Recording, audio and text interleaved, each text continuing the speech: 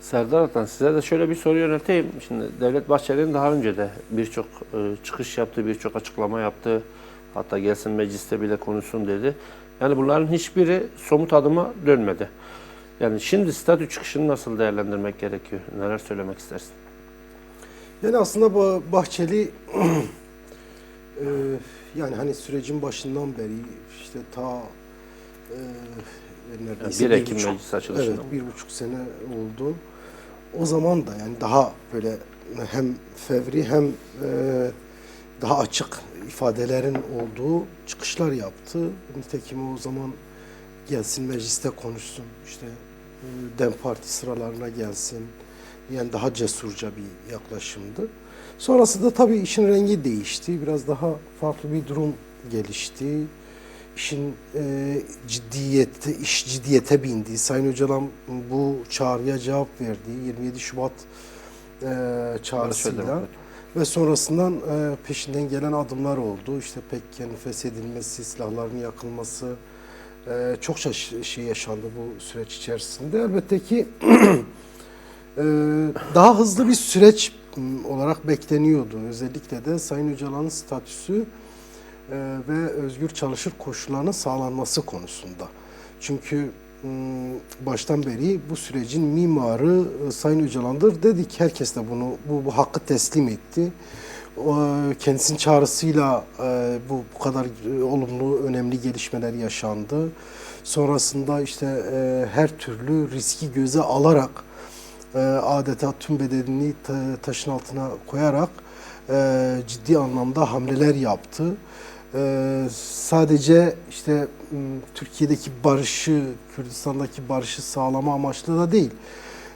Gerek Kürtlerin Orta Doğu'da bulundukları pozisyonu, durumu analiz eden, bunun üzerine çalışma yürüten bir perspektifle yaklaştı. Gerekse de aslında bir bütünen Orta Doğu'da nasıl bir halkların bir arada yaşaması gerektiğini, bunun nasıl olacağını ortaya koyan ciddi bir perspektifle, bir manifestoyla da ortaya çıktı. Tüm bunlar onun elbette ki daha iyi koşullarda, özgür koşullarda olması ve bu çalışmalarını daha ileri düzeye taşıması gerektiği hususunu ortaya koyuyordu. Lakin bu gerçekleşmedi. Bu bir acı gerçek aslında. Yani bu kadar şey ortadayken, işte Bahçeli'nin çağrısı ortadayken, hükümet bu noktada gerekli adımları atacağız, işte bu barışı sağlayacağız veyahut işte bu sorunu çözeceğiz üzerinden belli bazı açıklamalar yapmışken halen geldiğimiz aşamada bizim bunu konuşuyor olmamız ciddi manada bir problem. Bu problemin aslında yani hani bu kadar sürüncemede bırakılmaması gerekiyordu. Hadi diyelim ki atılacak işte o hukuki adımlar olsun, işte pratik bazı adımlar olsun devlet tarafından. Bunlar da diyelim ki gereken istenilen ilerleme sağlanamadı.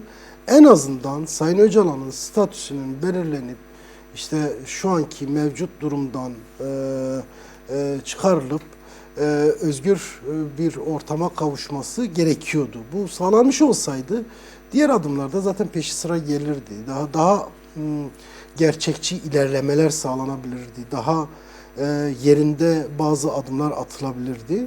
Maalesef ki bu sağlanmadı. Şimdi bu önümüzdeki süreç açısından da belirleyici olacak tabii ki. Onu belki ileriki dakikalarda konuşuruz ama bu statü meselesi gerçekten de önemli. Daha önce Sayın Öcalan kendisi de bunu dile getirmişti. Çok belki kendi özgürlüğünü ön plana koyan bir perspektifle yaklaşmadı. Yani benim statüm Kürt halkının statüsüdür. Tabii bu noktada daha mütevazı bir yaklaşım sergiledi elbette ki. Ancak kendisi de bunu gördü. Yani hani kendisinin işin içinde olmadığı zamanlarda işin yürümediği, çalışmaların sağlıklı ilerlemediği, sadece bu devletle olan bağıyla alakalı da değil. Kendi örgütüyle olan bağı, işte diyelim ki halkla olan boyutu var bu işin. Tüm bunların bir şekilde sürüncemede kaldığını kendisi de gördü. Bunu gördükten sonra da zaman zaman İmralı görüşmelerinde işte hem gerek yapılan resmi açıklamalar, gerek sızan bilgiler Bu noktada kendisinin de bu yönlü bir çalışma, yani kendisinin statüsüne ilişkin bazı belirlemelerin yapılması gerektiğini dile getirdi. Elbette ki kendisinin bunu dile getirmesinden sonra anlaşılıyor ki yani artık bu devlet kademesine de geldi. Bu sorunun artık çok sürdürülebilir olmadığı anlaşıldı. Bahçeli'nin son çıkışında biraz bu noktada bu şekilde görmek ve okumak Peki gerekiyor. bu çıkışa karşı iktidar nasıl bir izlemeli? Yani ben çok fazla işte zaman zaman dile getiriliyor MHP işte ya da Bahçeli bir taraftan bastırıyor ancak AKP nasıl bir yol izliyor veya işte buna karşılık benzer görüşler var mı yok mu tartışması çokça yapılıyor. Çoğu zaman oluşan kanaat işte ayrı görüşte oldukları yönünde Erdoğan'la Bahçeli'nin mümkündür. Elbette ki veriler bunu gösteriyor. Fakat şöyle bir durum da var ki en son geçen hafta Perşembe günü bir görüşme gerçekleşti. Ondan sonra Erdoğan'la Bahçeli arasında bir görüşme gerçekleşti. Zannediyorum ki orada konuşulmuştur bunlar. Yani hani Erdoğan bir bütünen bir haber değil bu durumdan. Bahçeli'nin aslında bunları söyleyeceğini Erdoğan da çok net biliyor diye düşünüyorum.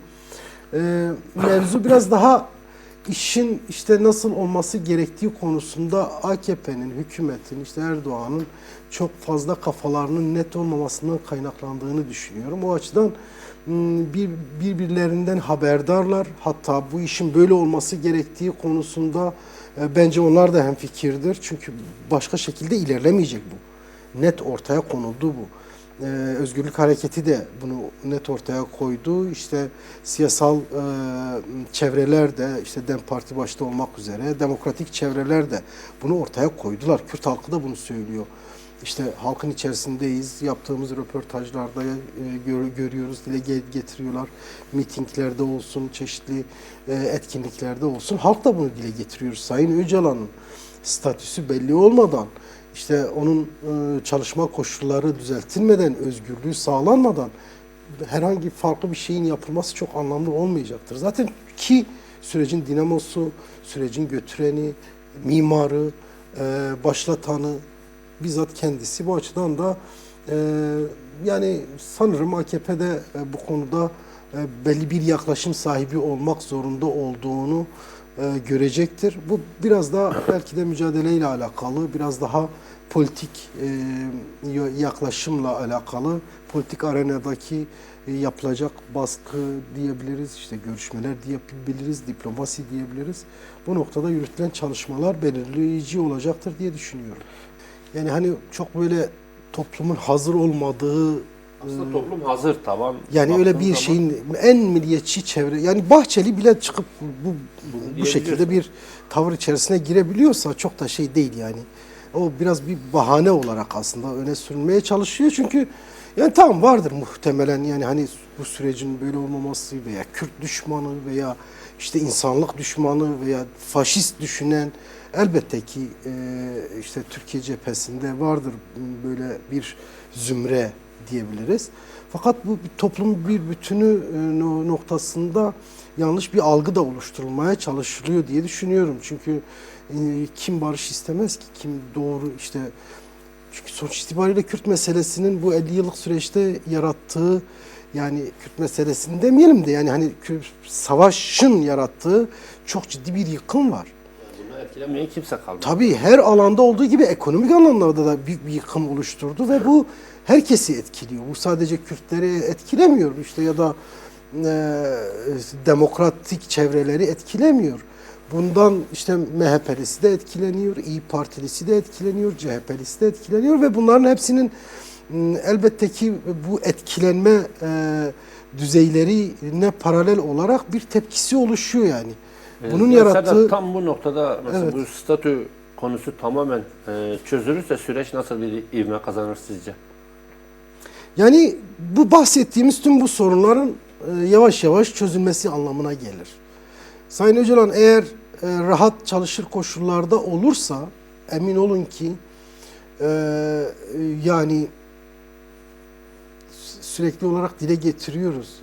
Bu koşulların yaratacağı etkilerin nasıl olacağını aslında herkes çok rahat tahmin edebiliyor. Örneğin belki kendisini kendi sesiyle, kendi düşüncesiyle, kendi görüntüsüyle daha iyi ifade edebilir bir pozisyonda olursa bu bahsettikleri az önce konuştuğumuz mevzuda birçok çevreyi ikna edebilecek güçte ve kapasitede olan biridir. Yine gerek Orta Doğu'daki dengelerle ilgili yapacağı çalışmalar Orta Doğu çok ciddi etkileyecektir. Dünya üzerinde etkisi olacaktır. İşte hegemon güçlerin yapmak istediklerini çok daha iyi ortaya koyabilecek bir yaklaşım sergileyebilecektir.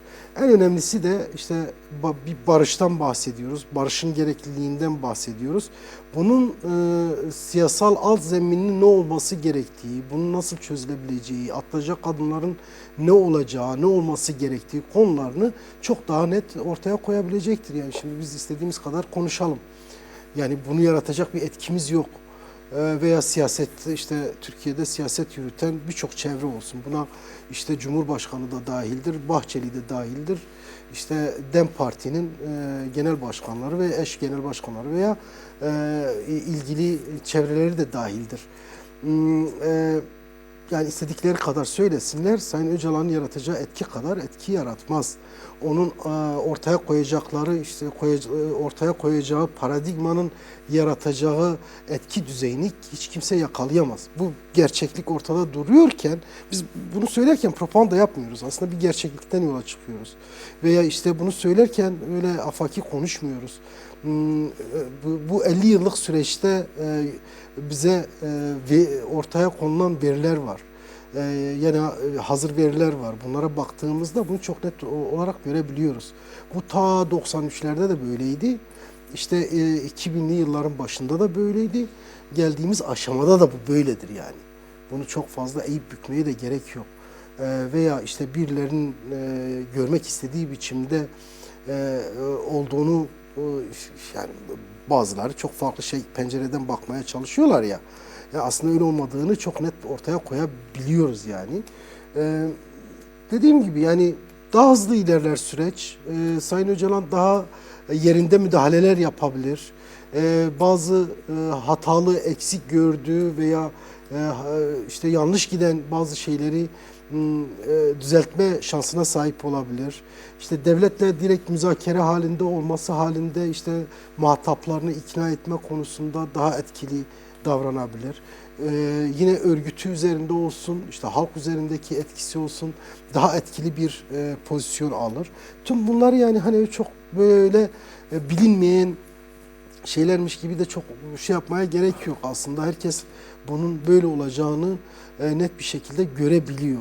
Bunu eminim ki AKP cenahı da biliyor. İşte MHP zaten dile getiriyor Bahçeli üzerinden ki buna iknalar. Ben buna inanıyorum. Aslında AKP'nin de buna ikna olduğunu biliyorum ama sonuçta siyaset yapıyorlar ve belli kendilerinin de belli bir ajandası var diye düşünüyorum. Bu çerçevede belki de bir şeyler yapmaya çalışıyorlar. Ama bundan kaçamayacaklar. Yani kaçınılmaz bir sondur Sayın Öcalan'ın. Çünkü son işte Özgürlük Hareketi'nin temsilcileri, Apoçu Hareketi'nin temsilcilerinin ortaya koyduğu gerçeklikten yola çıkarsak çok açık dile getiriyorlar ki DEM Parti de bunu defalarca söyledi. Eğer Sayın Öcalan'ın statüsü netleşmese, özgür çalışır koşulları ortaya konmasa bu süreçte ciddi manada bir ilerleme sağlanamaz. Bu gerçeklik varken eğer olması halinde de az önce saydığımız biçimiyle çok fazla gelişme yaşanır. Çokça yani hayırlı bir yere doğru ilerler. Çok diyebiliriz ki hızlı ilerler. Bu kadar çekilen bu kadar acıların bir karşılığı olur. Kürtleri tatmin eden hususları da olur. Eminim ki Türkleri de ikna eden tarafları olur. Tüm bunları bir arada düşündüğümüz zaman elbette ki olumlu sonuçlar ortaya çıkaracaktır yani. Serdar Altan, yani şimdi statü meselesini konuştuk. Biraz da şeye değinmek istiyorum. Yani hangi yasal adımlar atılırsa sürecin önü açılır, halkları barışa ne biraz daha yaklaştırır? Yani öncelikle bu son dönemde tartışılan özgürlük yasaları önemli. Yani temel problem madem bir barışın sağlanması, silahların ortadan kalkması, çatışmanın son bulmasıysa bunun bir tarafı olan işte kendini feshetmiş olan PKK'nın üyelerinin sağlıklı bir şekilde işte Türkiye'ye gelebilecek koşulların sağlanması gerekiyor. Bu nitekim en çok tartışılan husus bu. İşte sürecin tıkandığı tartışmaları yapılırken üzerinde uzlaşılmayan yön olarak ortaya konan mesele de biraz bu. Yani işte devlet tarafının önce silahlar tümden bırakılsın gibi bir yaklaşımı, özgürlük hareketinin de hayır yasaların çıkması gerektiği ve ona göre silahların tümden ortadan kaldırılarak bu çıkan özgürlük yasaları çerçevesinde işte PKK üyelerinin Türkiye'ye gelebilecek koşulların sağlanması mevzusu. En önemli husus şu an bu ve tıkanılan nokta da biraz bu. Veya bilmiyoruz belki bu tıkanıklık aşılmıştır bir şekilde. Ama elbette ki devamı olan bazı hususlar var. Zaten Sayın Öcalan statü meselesini konuştuk epeydir. Onu tekrar etmeye gerek yok ama bu özgürlük yasaları önemli. Bunun çünkü sonuç itibariyle siz bir savaşı sonlandırmak istiyorsanız, bir barışı sağlamak istiyorsanız bunun gerekleri neyse bunu yerine getirmek zorundasınız. Burada iyi niyet adımı olarak işte PKK'nın kendini feshetmesi, sembolik olarak silahların yakılması, yine silahların tümden devreden çıkarılacağının taahhüt edilmesi bence işte Kürt tarafının atacağı adımların en önemli boyutunu oluşturuyordu zaten. Bunun karşılığında devlet eğer bir şeyler yapmış olsaydı devamı gelecekti. Yani bu konuda çok fazla tereddüt etmeye de gerek yok ama hiçbir şey yapılmadı. Bu da biraz daha işin tıkanmasını sağlayan boyuttu. Elbette bununla bitmiyor. İşte cezaevleri sorunu var, insan hakları sorunu var. İşte çokça dile getirilen kayyumlar ve belediyelerin statüsü meselesi var. Bununla birlikte işte cezaevindeki siyasetçilerin serbest bırakılması meselesi var. İşte HDP eş genel başkanları yine onunla birlikte çok sayıda siyasetçi var cezaevinde. Yani var da var aslında demokratikleşme meselesi var. Sadece işte özgürlük yasaları değil yani daha doğrusu PKK üyelerinin Türkiye'ye gelişini sağlayacak yasalar değil. Bir de atılması gereken demokratikleşme adımları var. Yasaları da var. Varsa ben son şunu eklemek istiyorum. Yani Türkiye Cumhuriyeti, Türk Devleti inkar ve imha üzerine kurulu bir sistem tarafından işte uzun yıllardır yürütülen bir mekanizmaya sahip, bir kafa yapısına sahip ve aslında bir bütünen bunun değişmesi gerektiği hususu belki bu süreçte pratik adımlardan bahsederken çokça tartışılmıyor ama sanırım bütün bunların olması bir de statü meselesi Sayın Öcalan'ın durumundan bahsederken aslında bunu da dile getirmeye çalıştık. Türkiye'yi bu prangalarından kurtaracak, bu 100 yılı aşkın süredir yaşanan bunca birikmiş problemden kurtaracak yegane formülasyona sahip kişi olarak Sayın Öcalan'ın aslında özgür çalışır koşulların sağlanması bunların tamamını beraberinde getirecektir. Belki bu bir katkı olarak da söyleyebilirim bu konuda. Yani Serdar kapatmadan önce senden son cümlelerini alayım. Basına belki bir çağrınız vardır bu süreçte. Neler söylemek Yani evet istersin? aslında basının rolü çok büyük bu noktada. Çünkü bu geçmişten bu yana böyledir. Toplumun hazırlanmasında, bir şeylere hazırlanmasında basın büyük rol üstlenir, şey yapar ama Türkiye'de işte hem yandaş medya olsun gerek işte ulusalcı medya olsun bu konuda henüz istenilen bir yani olması gerektiği gibi bir yaklaşım sergileyemiyorlar. Kendi durdukları pozisyonlar icabı gerçekten de yani hani medya etiğine yakışmayan, işte basın etiğini ayaklar altına alan bir yaklaşım sergiliyorlar. Halen Kürtlere karşı düşmanlaştırıcı dil ve üslup kullanılıyor. Halen işte aslında oradan türüyor zaten. Siyasette bu kadar değil yani. Basında türeyen bir dil ve üslup var. Bu elbette ki sürecin ruhuna aykırı bir yaklaşım. Bazı şeyleri de zora sokuyor. Bazı işte yaklaşımları da zora sokuyor. Aslında bir genel kanıymış gibi ortaya konuluyor ve işte sanki toplumda böyle düşünüyormuş gibi bir algı da yaratılıyor.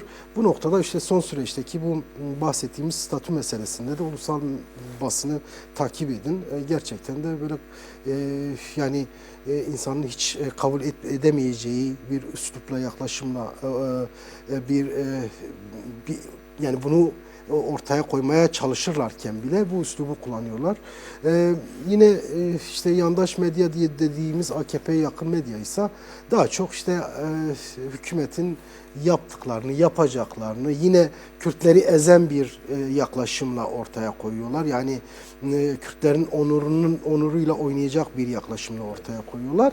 Bunların ikisi de kabul edilebilir değil yani. Bu şekilde kimse kimseyle barışamaz. Bir barış da tesis edilemez, ortaya konamaz. Öncelikle tabii ki bu dilin, üslubun bir an önce değiştirilmesi, bundan vazgeçilmesi gerekiyor diye düşünüyorum.